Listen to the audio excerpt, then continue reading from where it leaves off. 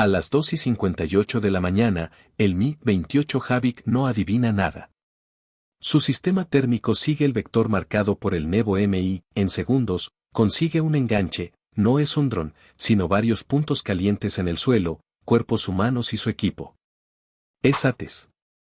A 8 kilómetros, el piloto recibe autorización y lanza un misil Vickr.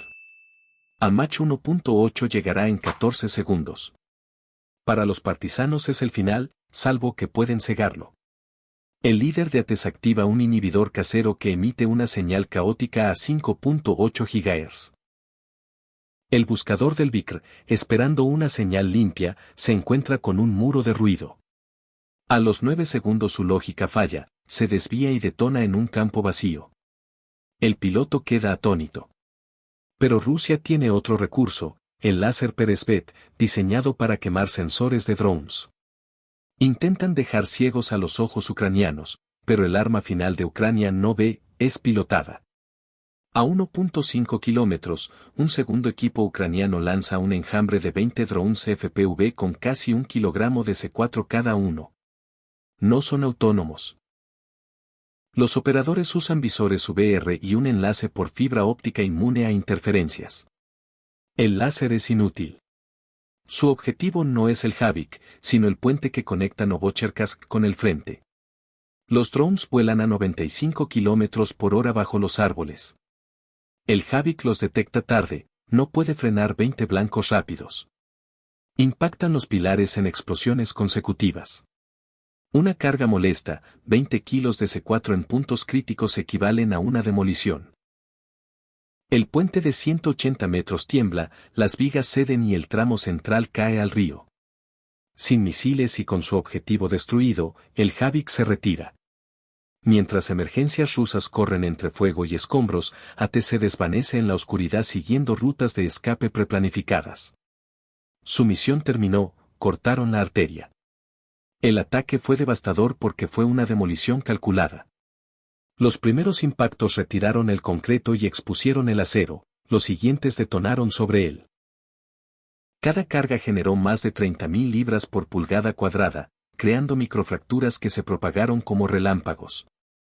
20 ondas de choque pulverizaron los pilares desde dentro. Sin base, el puente solo esperaba caer.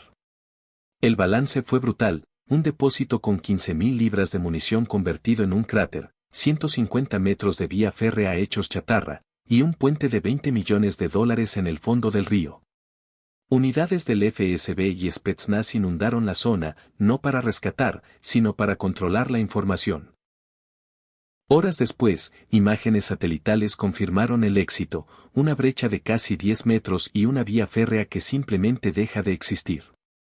Pero el impacto real fue estratégico. La logística murió, el 60% del suministro a Zaporilla y Jersón se detuvo por completo. Luego, la artillería enmudeció, tenían cañones, pero no munición. Y finalmente, el mando colapsó en paranoia. Rumores de un topo del FSB desataron 72 horas de caos, gritos, acusaciones y cero coordinación. Ucrania aprovechó el silencio y avanzó 5.5 kilómetros en Zaporilla. Moscú lo llamó interrupción temporal. Ucrania lo llamó martes. Con drones de $400, un equipo decidido y un plan brillante, Ucrania convirtió una línea logística de miles de millones en ruinas. En la guerra moderna, gana quien usa su creatividad con más precisión y terror que su enemigo. Y ahora la pregunta, si fueras comandante de ATES, ¿cuál sería tu próximo objetivo? ¿El depósito de combustible o la instalación de radar Nevo M? Rusia cree tener la estrategia perfecta para tomar Pokrovsk, intentando rodearla y capturar asentamientos clave. Pero no vio venir que Ucrania usaría la misma táctica en su contra. El movimiento ucraniano se centró en la línea de frente de Dobropilla, sobre Mirnorad, donde Rusia trataba de cerrar una pinza. Para el 13 de noviembre, quedaba un corredor de solo 3 kilómetros para que Ucrania saliera de la ciudad. Si se cerraba, quedarían atrapados. Una maniobra de pinza es simple en teoría, dos columnas avanzan por lados opuestos, forzando al enemigo a pelear en dos frentes. Cuando se unen, aplastan el bolsillo creado. Rusia domina esta táctica desde Stalingrado, donde rodeó a 250.000 soldados nazis y mató a 159.000. Su meta es repetirlo, a menor escala, en Mirnorad. La de Ucrania es igual de simple, impedirlo. Según Euromadan Press, Ucrania ha avanzado mucho con una maniobra que el medio describe como salida directamente del mando ucraniano. Lo que ejecutó podría ser la contrajugada más importante en Pokrovsk, clave para defender la ciudad en los duros meses de invierno. Todo comenzó cerca del asentamiento de Rodinske, otro objetivo ruso. El reporte del 14 de noviembre señala que el siguiente objetivo fueron los operadores de drones rusos. El reconocimiento aéreo permitió identificar a los operadores que habían pasado desapercibidos y trataban de montar una base en una mina al este de Rodinske. Ucrania ordenó a un Sub-27 lanzar una bomba guiada GBU-62 JAM, borrándolos en un instante. La DAM era ideal para el ataque, un kit guiado aire-tierra acoplable a bombas de hasta 2.000 libras, perfecta para destruir estructuras reforzadas. Tras liberarse, usa láser, GPS o ambos para navegar con un margen de error inferior a 6 metros. Una sola JAM bastó, pero Ucrania lanzó una segunda al detectar otro grupo de soldados rusos fortificando un edificio en las afueras de Rodinske. El ataque destruyó el lugar y mató a varios oficiales que dirigían incursiones. Ucrania no terminó ahí. Militarny afirmó que Rusia intentaba infiltrar más tropas en Rodinske, que se reagruparon en un edificio. Ucrania actuó bajo la densa niebla y con un vehículo blindado para eliminarlos. Rusia logró meter tanques en el pueblo y usaba drones FPV para cubrirlos, pero la niebla dificultó su uso. Ucrania destruyó a los soldados y los tanques infiltrados. Luego localizó más fuerzas rusas en un complejo industrial y las atacó con JAM. Aunque los equipos de guerra electrónica rusos desviaron la primera bomba, la segunda impactó directamente y expulsó a las tropas rusas de Rodinske. Pero el peligro no había pasado. Rusia seguía tratando de cerrar su maniobra de pinza alrededor de Mirnorad. Creyó que Ucrania había perdido de vista ese movimiento por enfocarse en Rodinske, pero en realidad los ataques aéreos fueron el preludio de una maniobra que Rusia nunca anticipó, un ataque falso. Con el impulso ganado en Rodinske, Ucrania creó la ilusión de un asalto inminente desde varios lados, según Euromadan Press. Era un reverso de la maniobra de pinza, pero simulada por Ucrania. Se desplegaron tropas y movimientos suficientes para convencer a la vigilancia rusa. Esto logró dos cosas: puso a Rusia a la defensiva tras su fallido asalto y la obligó a retroceder para fortificarse, y dejó aislados a los soldados rusos que Ucrania ya había cercado, haciéndolos vulnerables. Rusia creía poder resistir el ataque que Ucrania preparaba, con la idea de desgastar a las fuerzas ucranianas y lanzar luego un nuevo asalto sobre Rodinske. Ucrania observó todo y ejecutó la jugada inesperada. Comenzó a rotar fuerzas en la asediada Mirnorad. Rusia, concentrada en Dobropilla, apartó la mirada del objetivo central.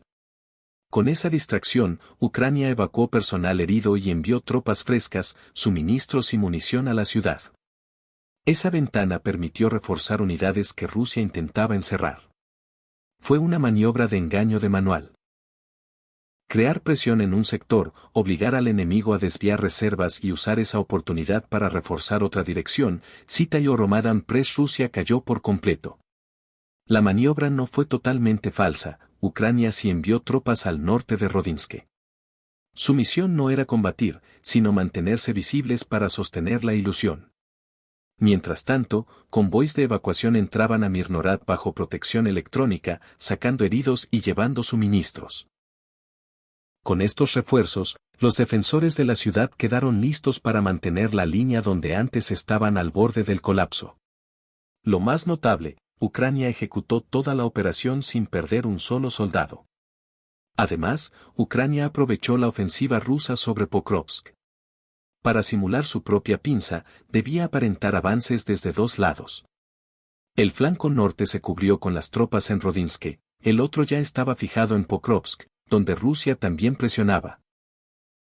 El 11 de noviembre, la BBC reportó progresos rusos bajo la niebla, usando la misma táctica de ocultación que Ucrania aplicó en Rodinske. El 15 de noviembre, Rusia atacó con 135 drones y 3 misiles, solo 41 drones superaron las defensas y no hubo víctimas. La clave es que muchas fuerzas rusas que podrían haber detectado el engaño estaban atadas en Pokrovsk. Ucrania solo debía mantenerlas al sur de la línea ferroviaria para sostener la ilusión. Si Pokrovsk hubiese caído, miles de soldados rusos habrían podido avanzar sobre Rodinsk y Mirnorad, anulando la maniobra de engaño. La coordinación entre ambas ciudades fue esencial. Las tropas ucranianas no solo defienden dos ciudades, sino que se coordinan para mantenerlas viables mediante corredores logísticos controlados, señala Euromadan Press. Paradójicamente, la obsesión de Putin por tomar Pokrovsk, concentrando allí la mayoría de sus fuerzas, fue lo que permitió a Ucrania reforzar Mirnorad. ¿Está Mirnorad a salvo? Depende. No lo está en el sentido de que Rusia siga atacando. Ucrania reforzó la ciudad, pero no rompió la pinza rusa, ni era su objetivo. Para eso, la maniobra habría sido un ataque real. Sin embargo, Mirnorad sí podría estar a salvo en el sentido de que es poco probable que Rusia la tome antes del invierno ucraniano. La maniobra buscaba resistir hasta que llegara el frío, y ese momento se acerca. Falta mes y medio para enero y, según WeatherSpark, ese mes trae temperaturas capaces de frenar la pinza rusa. La temporada fría va de mediados de noviembre a marzo, con medias de 3 grados centígrados y mínimas de hasta menos 11 grados centígrados. Ucrania solo necesita aguantar hasta entonces, los asaltos rusos se ralentizarán, y la falsa pinza ya permitió reforzar Mirnorad en un punto crítico. Ahora Mirnorad se integra en una estrategia ucraniana en varias capas que incluye Dobropilla y Pokrovsk. Según Euromadan Press, los refuerzos han convertido la ciudad en una fortaleza justo cuando las defensas estaban a punto de ceder. Ucrania no espera retener Mirnorad, ni Pokrovsk, para siempre, pero sí busca forzar a Rusia a una batalla lenta y costosa por un avance mínimo. Mantener la vía férrea de Pokrovsk, que permite abastecer Mirnorad, es esencial. Durante los meses fríos, Ucrania concentrará defensas en esa línea y aprovechará la desaceleración rusa para reforzar aún más la zona y aumentar el desgaste de las fuerzas de Putin. Pokrovsk es el objetivo final de Putin. Tomar Rodinsk o Mirnorad acerca a Rusia a esa ciudad, pero los avances han sido extremadamente costosos. La ofensiva de verano fracasó y durante meses Moscú ha enviado tropas contra un bastión que ha resistido. El 16 de noviembre, The Sun informó que Putin ha lanzado casi 200.000 soldados al triturador de carne de Pokrovsk en 18 meses, con al menos 135.000 muertos o heridos. La maniobra ucraniana en Mirnorad probablemente aumentará esa cifra durante el invierno y 2026. The Sun cita a Philip Engron, ex planificador de la OTAN, para explicar este desgaste. Solo en Pokrovsk, 135.000 tropas han muerto o sido heridas, podría ser más. También señala que, según inteligencia británica, para capturar todo el Donbass al ritmo actual harían falta 4 años y 2 millones de bajas rusas. Esta evaluación coincide con el periodista David Axe y datos de United 24 Media. Axe reportó que Rusia sufrió hasta 100.000 bajas en los primeros 9 meses de 2025 intentando tomar Pokrovsk. United 24 informó que solo en octubre hubo 25.000 bajas confirmadas en video y unas 3.000 adicionales, la mayoría en esa dirección. Eso eleva el total de 2025 a unas 128.000 hasta inicios de noviembre. Sumado al resto de la ofensiva, la frase de Ingram, podría ser más, parece incluso conservadora. Nada de esto significa que Rusia no vaya a tomar Pokrovsk algún día. Ucrania asume que podría ocurrir, y por eso busca infligir el máximo daño antes de ese momento. Incluso cuando, o si, Pokrovsk y Mirnorad caigan, la victoria quizá no sea tan dulce para Putin.